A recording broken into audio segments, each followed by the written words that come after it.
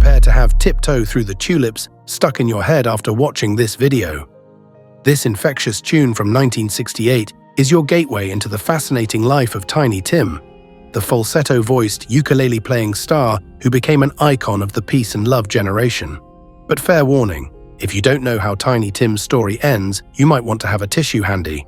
This video is a real tearjerker. Because finally we found it, Tiny Tim broke his silence before his death and revealed this terrifying secret. But first we have to figure out who Tiny Tim truly was. Let's address his peculiar name. Born Herbert Butros Khaury, his journey to becoming Tiny Tim is as unique as his musical style. Tiny Tim's early humble beginnings. Herbert Khaury, better known as Tiny Tim, was born in New York City on April 12, 1932. His mother, Tilly, was a seamstress who had immigrated to the US from Brest-Litovsk, a city that was then part of the Soviet Union and is now located in Belarus. Tilly's background provided a strong cultural influence in Herbert's life. His father, Butros Khaury, was a Catholic priest from Beirut and worked in the textile trade. This unique blend of Jewish and Christian heritage from his parents' diverse backgrounds shaped Herbert's upbringing in a multicultural environment. From an early age, Herbert showed a keen interest in music. This passion was sparked when his father gave him an old wind-up phonograph record player. With only one record, Beautiful Ohio by Henry Burr, young Herbert would spend hours listening to it, developing a deep appreciation for music. By the age of 6, he had taught himself to play the guitar and began creating simple melodies.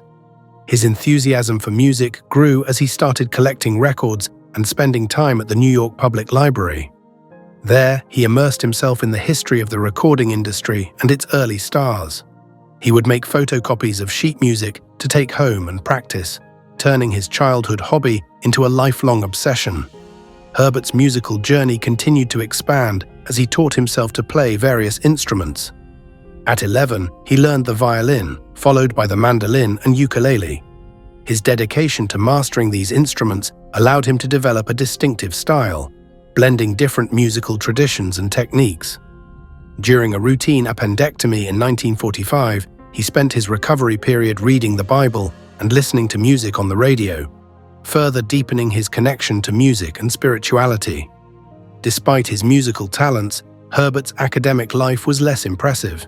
He attended George Washington High School but struggled to excel academically. He dropped out after his sophomore year and began working various odd jobs to support himself. However, his true passion remained music, and he continued to hone his craft whenever possible.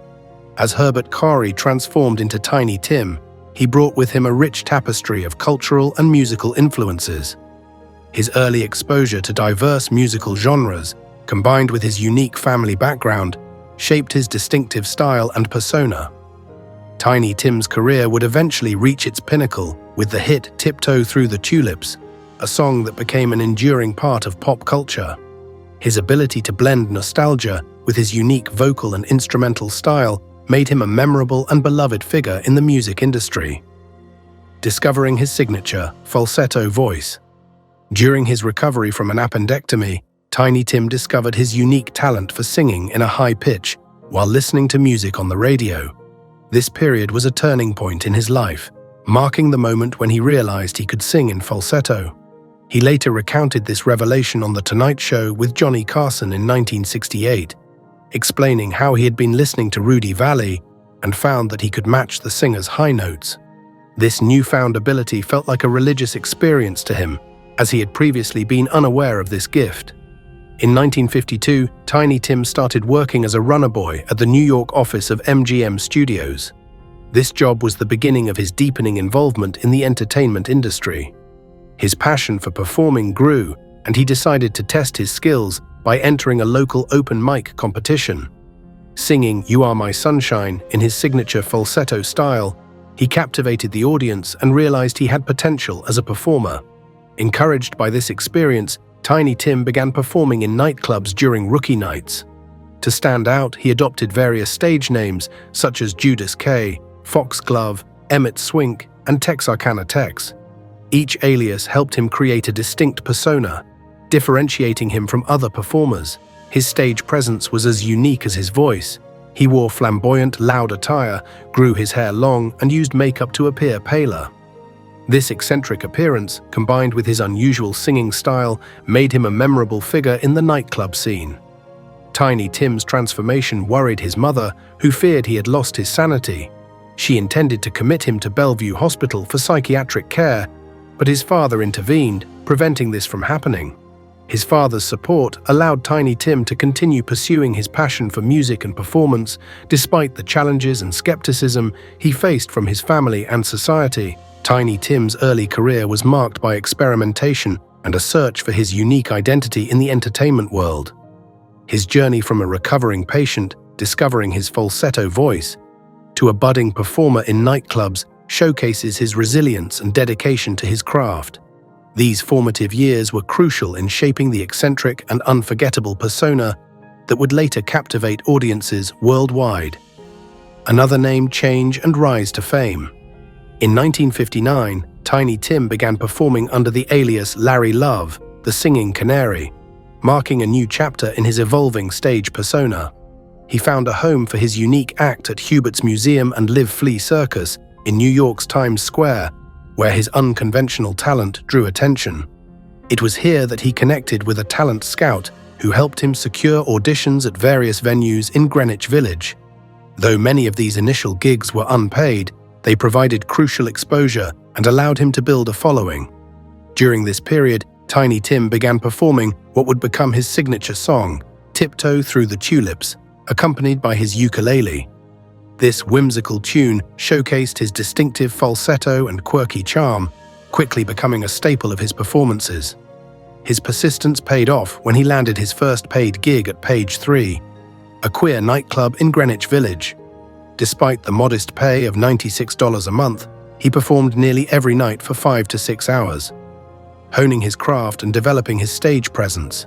Over the next few years, Tiny Tim continued to experiment with different stage names, performing as Darry Dover and later Sir Timothy Timms. His stage name, Tiny Tim, was adopted during his time performing with a group of little people. Standing at 6 feet 1 inch tall, Tiny Tim was a stark contrast to his shorter bandmates. The name Tiny Tim, also famously associated with the character in Charles Dickens' A Christmas Carol, added to his unique and memorable persona. Tiny Tim's performances were characterized by his outlandish costumes, distinctive voice, and heartfelt renditions of old-time songs. He captivated audiences with his ability to transport them to a bygone era through his music. His dedication to his craft and his willingness to embrace his eccentricities set him apart from other performers of the time. Tiny Tim's style was as distinctive as his stage names. His signature look often included long curly hair, a prominent nose, and a tall, lanky frame.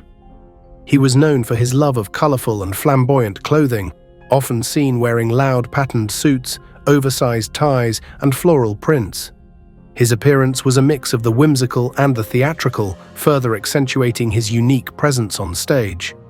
This visual style complemented his musical performances, creating an overall experience that was unforgettable for his audiences. Musically, Tiny Tim's repertoire consisted of early 20th century songs, vaudeville tunes, and novelty hits. His choice of material was heavily influenced by his extensive collection of 78 RPM records from the 1900s to the 1930s, which he diligently studied. He had a profound appreciation for the music of the past and saw himself as a custodian of these almost forgotten songs. His performances were often accompanied by his ukulele, an instrument that became synonymous with his act. Tiny Tim's ability to evoke nostalgia while delivering his songs with a modern twist made his performances both charming and captivating. His falsetto voice was another hallmark of his style. Tiny Tim's high-pitched singing was not merely a gimmick, but a well-practiced technique that he used to bring a unique dimension to his music. He could switch between his natural baritone and falsetto effortlessly, adding a dynamic range to his performances.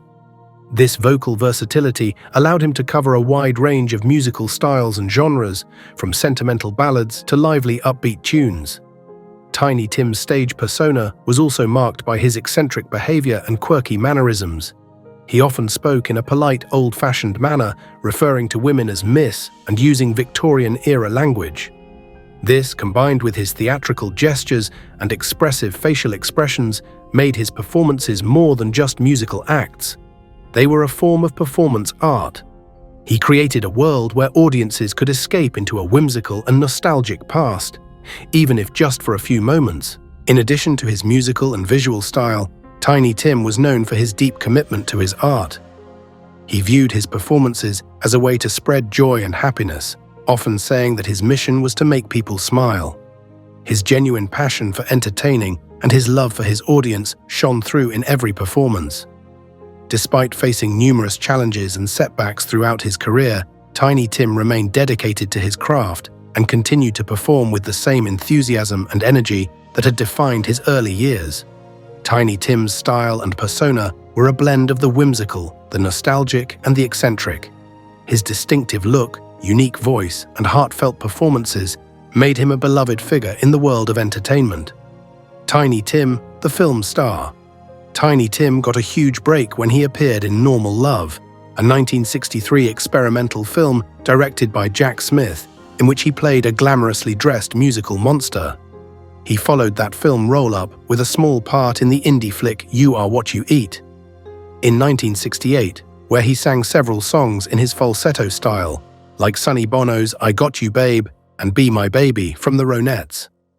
These film credits led him to being booked on the Rowan and Martin's Laugh-In, a popular anthology sketch comedy variety show at the time.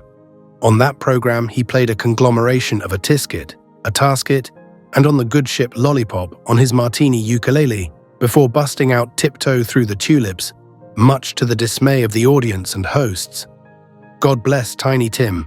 It was in 1968 that the unorthodox performer finally cut a record entitled God Bless Tiny Tim, which was released by Reprise Records.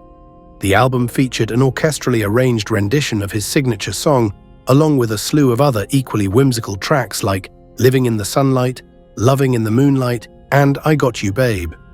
His follow-up record, Tiny Tim's second album, saw far fewer record sales than his first. His fourth release, For All My Little Friends, was released in 1969 and was a compilation of children's songs that earned him a Grammy nomination. After the 60s wrapped up, Tiny Tim's fame began to fade. He continued playing gigs across the US, including several high-grossing shows in Vegas. Following his contract with Reprise Records, he founded the humorously titled Victim Records with his wife Victoria Budinger, but their marriage would end in divorce in 1974. Tiny Tim married his second wife, Jan Abdullah, in 1984, and then his third wife, Susan Marie Gardner, in 1995. He saw a bit of a second wave in popularity in the late 80s and 90s. In 1986, he performed with the indie rock band Camper Van Beethoven and starred in the 1987 film Blood Harvest. As the devious Mervo the Clown, in 1993, he released the albums Rock and I Love Me, and then his final album Girl in 1996. Tiny Tim's health struggles. Tiny Tim's life was marred by significant health troubles, most notably heart-related issues that plagued him throughout his later years. Tiny Tim's health problems began to surface prominently in the early 1990s.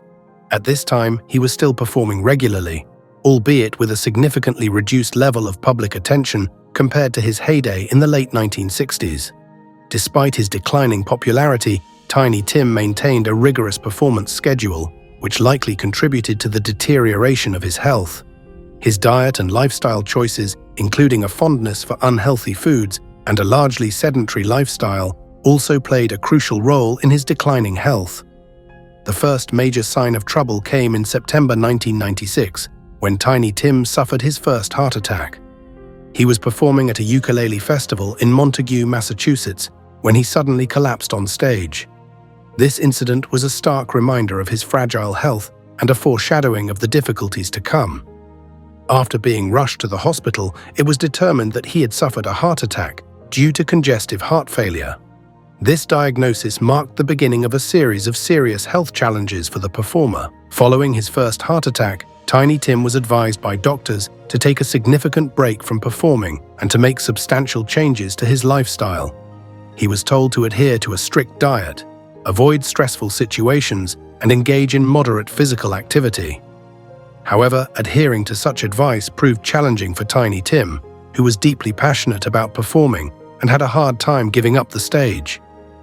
Despite medical advice, Tiny Tim returned to performing shortly after his recovery. His decision to continue performing, despite his precarious health condition, reflected his deep dedication to his craft, but also exacerbated his health issues. His second heart attack occurred just a few months later, in November 1996. This time, the heart attack struck while he was at a gala benefit event hosted by the Women's Club of Minneapolis. Once again, he was rushed to the hospital, where doctors managed to stabilize his condition. The repeated heart attacks further weakened his heart, leaving him in a highly vulnerable state. The second heart attack was a significant wake-up call, both for Tiny Tim and those close to him. He faced increasing pressure from his family and medical professionals to retire from performing and to focus on his health. However, Tiny Tim's love for music and performing was unwavering, and he found it nearly impossible to stay away from the stage. Tiny Tim's third heart attack came in late November 1996. It occurred during a performance at a ukulele festival in Montague, Massachusetts, which he had insisted on attending despite his deteriorating health. The heart attack was more severe than the previous ones, and Tiny Tim was again hospitalized. This third incident highlighted the cumulative toll that his persistent performing schedule and lifestyle choices were taking on his already fragile health. After this third heart attack, Tiny Tim was left in an even more precarious condition. He faced significant restrictions on his activities and was under constant medical supervision. The repeated heart attacks had caused considerable damage to his heart, and he was living with congestive heart failure, a condition in which the heart's ability to pump blood effectively is severely compromised. Throughout these trials, Tiny Tim remained remarkably resilient.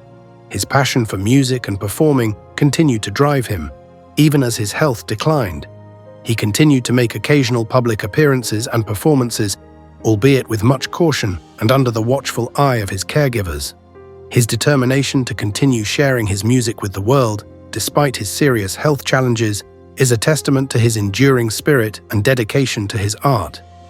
Tiny Tim's health troubles and repeated heart attacks underscore the fragility of the human body, even in those who seem larger than life. His story serves as a reminder of the importance of health and the potentially dire consequences of neglecting medical advice. Despite his health challenges, Tiny Tim's legacy as a unique and beloved performer endures, reflecting the indomitable spirit of a man who lived for his music and his audience. Tiny Tim's tragic death. The musician had a long history of heart trouble, and on September 28, 1996, he had a heart attack on stage at the Ukulele Festival in Montague, Massachusetts. He was immediately taken to the hospital, where he spent several weeks recovering before being discharged. The doctors had strongly counseled him not to take to the stage again because of his health and pre-existing conditions, seeing that he already had cardiovascular issues and diabetes. Despite the sound medical advice to avoid performing, his passion for music and his dedication to his fans led him to return to the stage. On November 30, 1996, he played his last show at a gala benefit put on by the Women's Club of Minneapolis. Even though he reportedly told his wife Susan he wasn't feeling well before going on stage, he did so anyway because he didn't want to let his fans down. The audience had mostly cleared out by the time he performed his last song, Tiptoe Through the Tulips. Halfway through the song, he suffered another major heart attack on stage. When he left the stage, his wife asked him if he was okay. He told her he wasn't feeling well right before collapsing on the table. He never regained consciousness. EMTs attempted to resuscitate him using CPR, and he was quickly taken to a nearby hospital where repeated attempts were made to revive him, but none were successful. Tiny Tim was laid to rest at Lakewood Cemetery in Minneapolis. Despite his untimely death, his legacy endures. A large tulip-themed mural is dedicated to him in a Macquarie University student building in Sydney, Australia, and a star featuring his name was painted on the outside of the Minneapolis Theatre First Avenue, an honor that's only awarded to the most prestigious artists who have played at the venue. His unique style and memorable performances have left an indelible mark on the music world. Tiny Tim's influence extended beyond his singular hit, Tiptoe Through the Tulips. He was a distinctive figure in the music industry, known for his falsetto voice and ukulele playing. His eccentric personality and commitment to his art made him a beloved figure among fans and a subject of intrigue in popular culture. He appeared on numerous television shows, including The Tonight Show, where his wedding to Miss Vicky was broadcast live, attracting one of the largest audiences in the show's history. His dedication to his craft, even in the face of serious health issues, speaks to his passion and resilience. Tiny Tim's willingness to perform despite his ailments demonstrated his deep connection to his audience and his love for entertaining. His story is one of determination, illustrating how he overcame personal and professional challenges to leave a lasting impact on the music industry. Tiny Tim's contributions to music and entertainment have been recognized in various ways. In addition to the mural and star, his life and career have been the subject of documentaries and biographical works, shedding light on his unique journey and the challenges he faced.